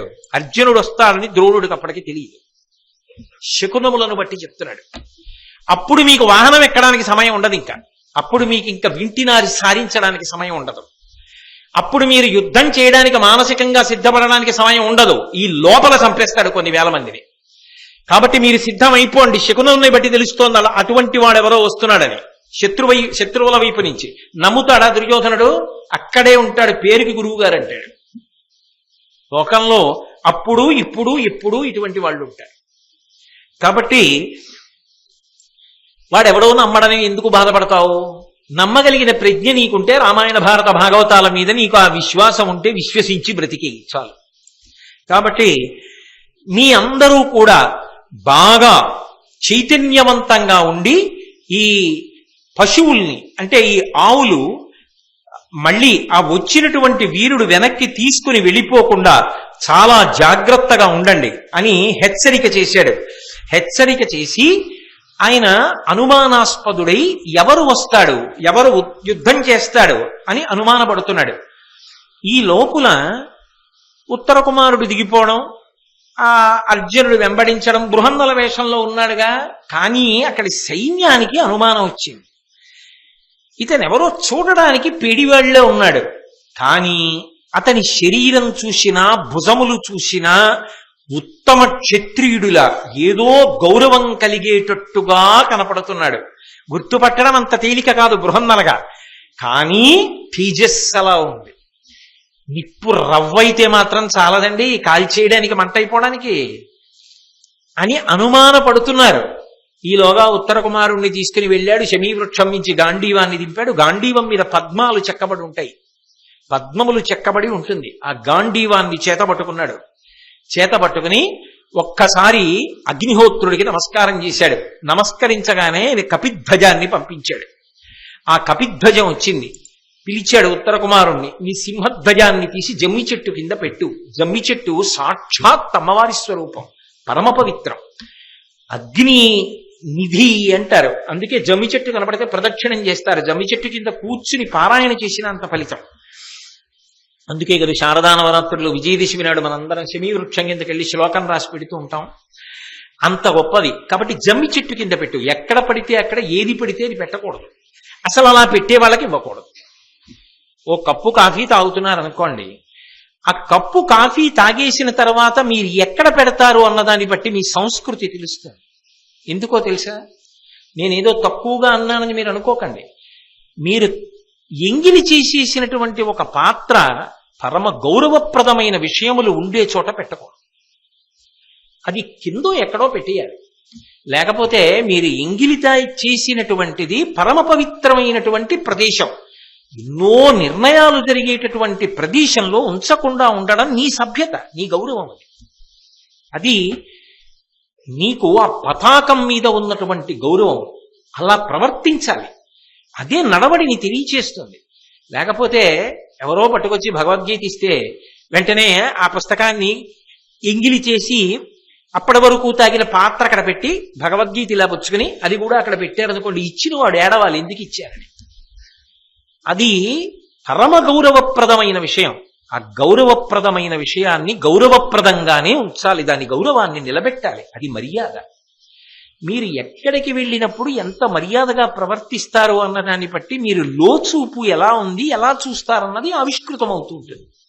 కాబట్టి ఆయన ఆ పద్మములతో కూడిన ధనస్సు పట్టుకుని ఆ కపిధ్వజం అగ్నిహోత్రుడు పంపించాడు. మరి సింహధ్వజం ఉత్తర కుమారుడిది తీసి ఎక్కడ పెట్టాలి? ఎక్కడ పడితే అక్కడ పెట్టేయకూడదు దాన్ని. ఆ ధ్వజం ఇప్పుడే కదా చెప్పాను మీకు, ఆ పతాకానికి అంత గౌరవం. జమ్మి చెట్టు కింద పెట్టించాడు. మళ్ళీ వచ్చినప్పుడు తీసుకుందాం ఇక్కడ పెట్టి కపిధ్వజాన్ని కట్టాడు. ఆ కపిధ్వజాన్ని అనేకమైనటువంటి భూతగణములు ఆవహించి ఉంటాయి. ఆయన ప్రార్థన చేయగానే చేతిలోకి దేవదత్తము అనబడేటటువంటి ఒక గొప్ప శంఖం వచ్చింది. ఇప్పుడు అది పట్టుకుని అర్జునుడు రథం ఎక్కి వస్తున్నాడు. వస్తుంటే చూశాడు, ఇంత వేగంగా ఎవరో వీరుడు వస్తున్నాడే. అనుమానం వచ్చింది ద్రోణాచార్యుల వారికి. ఎవరొస్తారు? ఇటు భీష్ముడు ఉన్నాడు, ద్రోణుడు ఉన్నాడు, కర్ణుడు ఉన్నాడు, అశ్వత్థామ ఉన్నాడు, కృపాచార్యుడు ఉన్నాడు, దుర్యోధనుడు ఉన్నాడు. ఇన్ని వేల మందితో కూడుకున్న సైన్యం ఉంది. ఒక్కడొస్తాడా యుద్ధానికి? అర్జునుడే రావాలి. అయితే చాలా రోజులైంది చూద్దాం అనుకోలేదు, భయపడ్డాడు. అది ప్రేమ, అది గురువు యొక్క వాత్సల్యం. వెంటనే భీష్ముడి వంక తిరిగాడు. వాళ్ళిద్దరి అనుబంధం పెద్ద అయిన కదూ. తిరిగి వెరవరిగాక వీడు కురువీరులకున్ పొడసూపు వాడే అచ్చిరు ఒక మ్రాని పేరనిటనే చేరగ వచ్చుచున్నవాడు అహంకరణము కాని ఉండొకటి కానడు మూర్తి విశేషమారయం సురపతి ఎట్ల వీని మది చొప్పది ఎట్లు ఎరుంగనయ్యడు.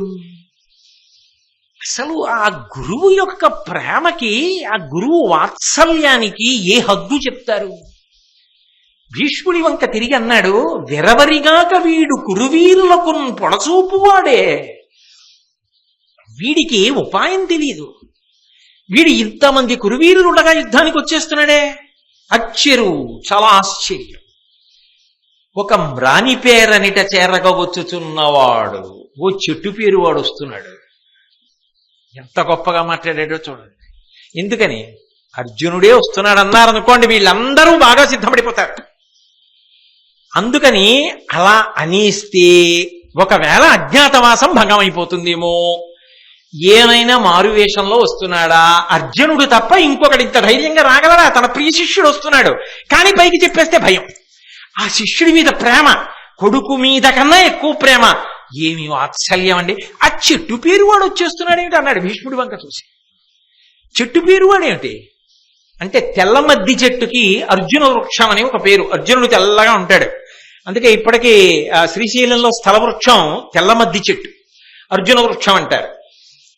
ఆ చెట్టు పేరు వాడు వచ్చేస్తున్నాడేమిటి అన్నాడు. అంటే ఒక్క భీష్ముడికి అర్థం అవుతుంది, ఎవరికి అర్థం కాదు.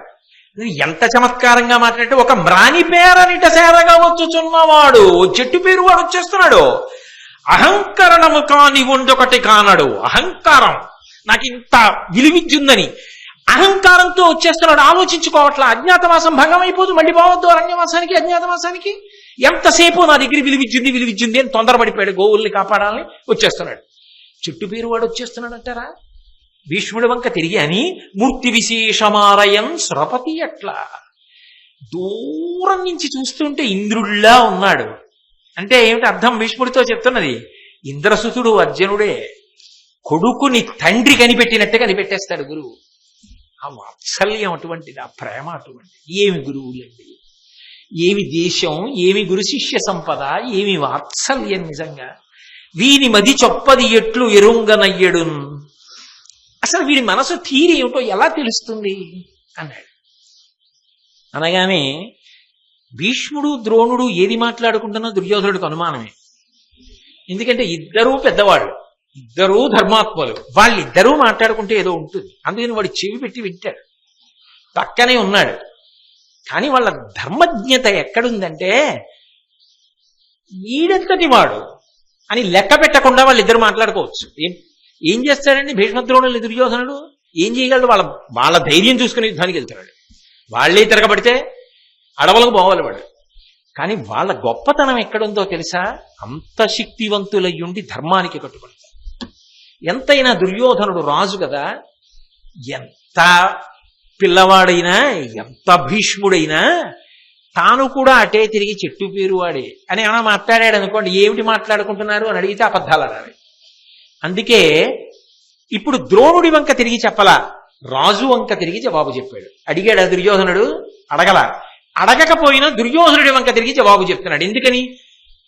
దుర్యోధనుడికి చాలా గౌరవం ఇచ్చినట్టు మహారాజుతోనే మాట్లాడుతున్నాడు. వాడు అనుమానపడడానికి వీల్లేదు. కానీ జవాబు ఎవరికి వెళ్ళాలి? ద్రోణుడికి వెళ్ళాలి. వస్తున్నవాడు చెట్టు పేరు వాడే అన్నాడు అనుకోండి, చెట్టు పేరు వాడే పసిగట్లేని అమాయకుడు దుర్యోధనుడు, వచ్చేస్తున్నాడు అర్జునుడు అంటాడా? అండా. అర్థం ద్రోణుడు కావాలి. కానీ ఏ అర్థం కాకుండా దుర్యోధనుడికి ఉంటే ఏమిటది అని మళ్ళీ అడుగుతాడా? అడగడా? అందుకని దుర్యోధనుడికి అర్థం అవ్వాలి, దుర్యోధనుడికి ఒకలా అర్థం అవ్వాలి, ద్రోణుడికి ఒకలా అర్థం అవ్వాలి. కానీ పద్యం అదే కావాలి. అప్పటికప్పుడు మాట్లాడాడు. అది ఆయన గొప్పతనం. అమ్మో, ఏమి ప్రజ్ఞాశాలు రండి మహానుభావులు. ఆ ధర్మనిష్ట. అయ్యో పిల్లవాడు దెబ్బ తినకూడదు, ధర్మం వలన ప్రేమ. ఆయన అన్నాడు, తలపగ రిపులకు ఇమ్మగు కొలది గడచి వచ్చితిమి, అకుంఠిత మహాబలము నిరపదరియయ్యను, చెలింపవలదింక మనకు శత్రువుల వలనన్. ఎంత గొప్ప మాట చెప్పాడంటే, దుర్యోధనుడి వంక తిరిగాడు కదూ, తలపగ రిపులకు ఇమ్మగు కొలది గడచి వచ్చితిమి. ఆయన అన్నాడు, శత్రువులకు అనుకూలమైనటువంటి చోటు దాటి వచ్చేసాం మనం అని దుర్యోధనుడితో అంటున్నాడు. శత్రువులకు అనుకూలమైనటువంటి చోటు దాటి వచ్చేసాం అన్న మాటకు అర్థం ఏమిటి? నిజంగా పాండవులు ఇక్కడ ఉండుంటే, నిజంగా సైన్యం ఏదైనా ఉండుంటే ఈ పాటికి వచ్చేయాలి, యుద్ధానికి బయట పడిపోవాలి. ఎందుకంటే పొలిమేరలకు వచ్చేసాం, గోవులన్నింటినీ తరలించేస్తున్నాం. ఎవరో వచ్చినట్టు కనపట్టల్లా, ఎవరో ఒకడు వస్తున్నాడు అంతే. కాబట్టి మనం శత్రువులకు అనుకూలమైన చోటు దాటేశాం. శత్రుపురంలో లేంగా పొలిమేరలకు వచ్చేసాంగా, అందుకని శత్రువులకు అనుకూలమైన చోటు దాటేశాం. అకుంఠిత మహాబలము నిరపదరియయ్యను. కానీ ఎవరో ఒక్కడొస్తున్నాడు, ఏదో ధైర్యంతో వస్తున్నాడు. ఎంత చిన్న నిప్పు నిరిసైనా నీళ్లు పోసేయవలసిందే. మన బాహుబలాన్ని చూపించి మట్టు పెట్టేద్దాం. కాబట్టి చెలింపవలదింక మనకు శత్రుల వలనన్. మనం శత్రువుల వలన భయపడవలసిన అవసరం మనకేం లేదు అని రాజు వంక తిరిగి చెప్పాడు దుర్యోధనుడి వంక. ద్రోణుడికి ఏమని అర్థం అవుతోంది అది అంటే, అదే సమయంలో ఇలా తిరిగాడు అది చెప్పి ద్రోణుడు అన్నాడు. అర్థమైంది. ఏమిటి అర్థం ద్రోణుడికి అంటే, తలపగ రిపులకు ఇమ్మకు కొలది గడిచి వచ్చితిమి, శత్రువులకు అనుకూలమైనటువంటి చోటు దాటాం. చోటు అంటే హద్దు. అజ్ఞాతవాస కాలం అయిపోయింది, దాటేశారు. దాటారు పాండవులు. అజ్ఞాతవాసం అరణ్యవాసం పూర్తి చేసేశారు.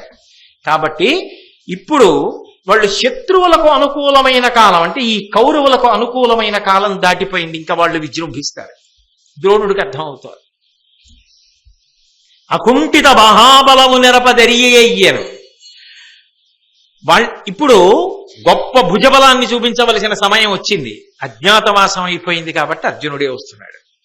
బాహుబలాన్ని చూపించడానికి బయలుదేరి వచ్చేస్తున్నాడు. మీకేం అనుమానం లేదు ద్రోణాచార్య. చిలింపవలదింక మనకు శత్రుల వలనన్. పాండవులకు శత్రువులు కౌరవులు. ఇక వీళ్ళు వాళ్ళని ఏదో చేస్తారని మీరేం బెంగపెట్టుకోక్కర్లా. ఇక వాళ్ళు చూడడానికి ఏం రారు, కురుక్షేత్రంలోనే కలుసుకుంటారు. ధర్మయుద్ధంలో వీళ్ళు మడిసిపోతారు, వాళ్ళకి పట్టాభిషేకం అయిపోతుంది. కాబట్టి ఈ శత్రువుల వలన మీరు బెంగపెట్టుకోవలసిన అవసరం లేదు. రాజుకు ఒకలా అర్థమైంది, ద్రోణుడికి ఒకలా అర్థమైంది. ఏకకాలంలో ధర్మం తప్పకుండా రాజుతో మాట్లాడాడు. ఇటు తిరిగేటప్పటికి ద్రోణుడికి అర్థమైంది. ద్రోణుడు ఏం చేయాలి? ద్రోణుడు అది విని ఓ అని ఊరుకోవాలి కదా. కానీ నిజానికి ఏం చేయాలి? సమయోచిత ప్రజ్ఞ అంటే భీష్ముడు బయటపడ్డా? బయటపడలేదుగా. బయటపడకుండా ఊరుకోవాలి. ఏదో లెక్క కట్టుకున్నాడు, కానీ అప్పటి వరకు లెక్కలో మాత్రం బయటికి చూస్తే, ఎందుకంటే అధిక మాసాలు వదిలేశారు వాళ్ళు, అవలేదు అజ్ఞాతవాసం, అయిపోయింది అజ్ఞాతవాసం నిజానికి. ఎందుకని? అధిక మాసాలు లెక్క పెట్టి చూస్తే. అది భీష్ముడు ఒక్కడే లెక్క పెట్టాడు, మిగిలిన వాళ్ళు లెక్క పెట్టలే. అందుకని అవలేదనుకుంటున్నాడు దుర్యోధనుడు. కాబట్టి ఇప్పుడు ఈ మీమాంస రాకుండా కాసేపు ద్రోణుడు ఆగాలి కదా. ఆగలేదు. వస్తున్నవాడు పార్థుడే, మీరన్నట్టుగా చెట్టు పేరు వాడే వచ్చేస్తున్నాడు. అయిపోయింది అరణ్యవాసం, అజ్ఞాతవాస సమయం దాటిపోయారు వాళ్ళు. ఎలా అవుతుంది అని అడగలేదు. ఇంకా భీష్ముడు చెప్పాడంటే అందులో తిరిగే ఉంది. ఆనందం ఆపుకోలేకపోయాడు. ఇప్పుడు కూడా రహస్యంగా ఉండాలి కదా, కానీ ఉండలేదు. ఆనందం ఆపుకోలేక సింగంబాకటితో గుహాంతరమునం చెట్పాటుమయ్యుండి మాతంగ స్ఫూర్జిత యూధ దర్శన సముద్రక్రోధమై వచ్చునోజన్ కాంతార నివాస ఖిన్నమతి అస్మత్ సేనపై వీడే వచ్చన్ కుంతీసుత మధ్యముండు సమరస్తేమాభిరామకృతి. ఎంత ఆనందపడిపోయాడు, ఎంత ఆనందమో, ఎంత గట్టిగా చెప్పేశాడు. అందరూ వింటుండగా చెప్పేశాడు. ఎలా? అవును అర్జునుడు వచ్చేస్తున్నాడు అనలేదు. ఆ ఆనందం పరవశం పొందేసి రెండు చిత్తులు ఎత్తేసి సింగం బాకటితో గుహాంతరమునం చెట్పాటుమయ్యుండి. సింహం చాలా కాలం ఆకలితో గుహలో ఉండిపోయి, ఆ గురు శిష్య సంబంధం, ఆ గురువు గారి ఆనందం తలుచుకుంటే నాకే తడబాటు వస్తుంది. సింహం ఆకలితో చాలా కాలం అరణ్యంలో ఉండిపోయింది. అంత కష్టంలో ఉండిపోయిన సింహం బయటికి రాలేక అలా చూస్తోంది. అలా చూస్తూ ఉండగా సింహం వాకటితో గుహాంతరమునం చెట్పాటుమయ్యుండి మాతంగ స్ఫూర్జిత యూత దర్శన సముద్రక్రోధమై వచ్చునోజన్. తర్వాత స్వస్థత పొందింది. ఇప్పుడు దానికి అవకాశం వచ్చింది. దాని ముందు నుంచి ఏనుగులు ఎడుతూ కనపడ్డాయి. ఇప్పుడు ఎలా ఉంటుందా సింహం? ఊరుకుంటుందా? ఇంతకు ముందు ఊరుకుంది. దానికి ఏదో కష్టం వచ్చింది, అందుకని బయటికి రాలా, గుహలో ఉండిపోయింది. ఇప్పుడు దానికి బయటకు వచ్చే అవకాశం వచ్చింది. ఏనుగులు కనబడ్డాయి. అంటే ఎవరు? దుర్యోధనాదులు కనబడుతున్నారు. కాబట్టి ఉత్సు నూజన్ కాంతార నివాస ఖిన్నమతి. ఇంతకాలం అరణ్యవాసం చేసి దగ్ధమానమైన హృదయంతో అవమానం భరించి ధర్మం కోసం సహనం పాటించిన నా శిష్యుడు ఉన్నాడే అర్జునుడు, ఆయన అస్మత్ సేనపై వీడే వచ్చేస్తున్నాడు అర్జునుడు ఈ సేన మీదకి. ఎవరు? కుంతీసుత మధ్యముండు సమరస్తేమాభిరామాకృతిన్. స్థిరమైనటువంటి మనస్సుతో పరమానందంతో ఇన్నాళ్ళకి దొరికారా అని వస్తున్నాడు. నేను చెప్పినది కరెక్ట్, నేను చెప్పిన శకునాలున్నాయే అవన్నీ సత్యం. వస్తున్నవాడు అర్జునుడే. కుంతీసుత మధ్యముండు. ఎలా అన్వయం? కుంతీసుత మధ్యముండు అంటే కుంతీదేవికి నిజానికి ధర్మరాజు, భీముడు, అర్జునుడు, మధ్యలో వాడు భీముడు. మరి అర్జునుడు ఎలా అవుతాడు కుంతీసుత మధ్యముండు అంటే? నిజానికి కుంతీదేవికి ముగ్గురే కొడుకులైనా ఆమె మాద్రి యొక్క కుమారులు ఇద్దరినీ కూడా తన కొడుకుల్లా చూసింది, కానీ నా కొడుకులు కారన్న భావన ఆమె ఎన్నడూ పొందలేదు. కుంతీదేవి గౌరవాన్ని కూడా ఆవిష్కరించాడు ద్రోణుడు. కాబట్టి కుంతికి 5 కొడుకులే. 5 కొడుకులైనప్పుడు ధర్మరాజు, భీముడు, ఇటు నగులుడు, సహదేవుడు వదిలిపెడితే మధ్యలో వాడు అర్జునుడు. కాబట్టి కుంతీదేవిని పొగుడుతున్నాడు. అటువంటి తల్లికి కొడుకు వీడు.